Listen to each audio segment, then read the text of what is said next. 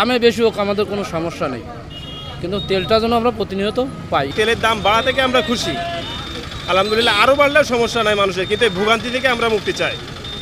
এই ভোগান্তির জন্য কোনো মানুষ অনেক কষ্ট পাচ্ছে, রৌদ্রর মধ্যে মানুষ দাঁড়ায় ভোগান্তি নিতে মানুষের অনেক অনেক কষ্ট হচ্ছে।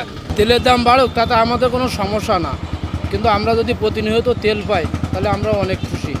যেহেতু বিদ্যুৎ পাচ্ছি না, জ্বালানি তেল পাচ্ছি না, আমরা তো প্রতিনিয়ত রোডের পারে এইভাবে গরমে কষ্ট করে তেল পাচ্ছি না। যখনই পাম্পের মুখে যাচ্ছি বলছে যে তেল নাই বলে আমাদেরকে ফেরাই দিচ্ছে। দামে বেশি হোক আমাদের কোনো সমস্যা নেই, কিন্তু তেলটা যেন আমরা প্রতিনিয়ত পাই, এটাই সরকারের কাছে আমরা আশা করি। সরকার যদি দাম বাড়াইতে চায় তাহলে প্রথম দিকে বাড়াইতো, এই যে জনদুর্ভোগ এইগুলো তো করা দরকার ছিল না। আবার একবারে 15 টাকা করে বাড়াইছে। সরকার যদি হচ্ছে 15 টাকা যদি বাড়ায় ভর্তুকি না দিয়ে অল্প কিছু বাড়ায় প্রথম দিক থেকে যদি করে দিত তাহলে এত কষ্ট হইতো না। আবার পাম্প মালিক তো আজকে দাম তো আছে 140 করে কিনে নাই, আবার 140 করে বিক্রি করতেছে, এটা তো ফেয়ার না। তো এইগুলো তো সরকার দেখা উচিত। আমরা প্রান্তিক মানুষ, আমাদের তো টাকা নষ্ট হচ্ছে না। তেলের ভোগান্তিতে ক্লান্ত? এখনই কিনুন রাইডো, এক চার্জে চলুন 100 কিলোমিটার পর্যন্ত। এখন যদি সরকার যদি তেল বাড়ায় সেক্ষেত্রে তো আর আমাদের কোনো কিছু করার নেই। সরকার যদি যেটা ভালো বুঝবে সেটাই করবে, কিন্তু আমরা যেন সঠিকভাবে তেল পাই, তেল যেন কোনো ব্ল্যাকি বা সিন্ডিকেটের মাধ্যম না হয়।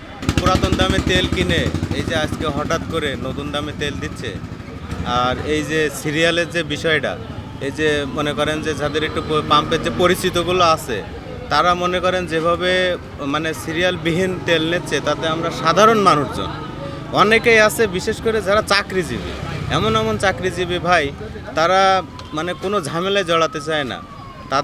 তাদের মনে করেন যে 500 টাকা লিটার হলেও তারা কিনতে পারে, মানে কিনে তারা ব্যবহার করে, অফিসে যায়। তো এদের বিষয়টা যদি সরকার একটু দেখে তাহলে অনেক ভালো হয়।